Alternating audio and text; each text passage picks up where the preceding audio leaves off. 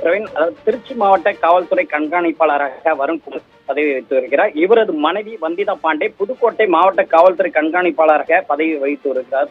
இந்த நிலையில் வருண்குமார் சற்று முன் எக்ஸ் தளத்தில் ஒரு அறிக்கை ஒன்றை வெளியிட்டுள்ளார். அதில் நாம் தமிழர் கட்சியினர் தன் மீதும் தனது குடும்பத்தினர் மீதும் தொடர்ந்து வலைத்தளங்களை ஆபாச தாக்குதல் நடத்தி வருவதாகவும் அவ்வாறு பதிவிடும் நபர்கள் மீது நடவடிக்கை எடுத்து வருவதாகவும் தெரிவித்துள்ளார்.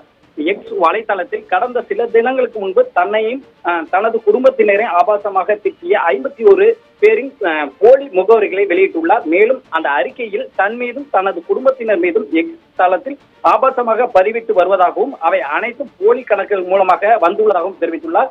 தன்னை ஆபாசமாக பேசிய தலைமை ஒருங்கிணைப்பாளர் மற்றும் நிர்வாகிகள் இருவர் மீது மான நஷ்ட வழக்கு தொடர்வேன் என்றும் தெரிவித்துள்ளார். நாம் தமிழர் கட்சியின் ஆபாச பதிவுகள் தனக்கும் தனது குடும்பத்தினருக்கும் மன உளைச்சல் ஏற்படுத்துவதாகவும், எனவே தற்போது எக்ஸ் தளத்தில் தனது உரையாடல்களை தற்காலிகமாக நிறுத்தி வைத்துக் கொள்வதாக எக்ஸ் தளத்தில் குறிப்பிட்டுள்ளார்.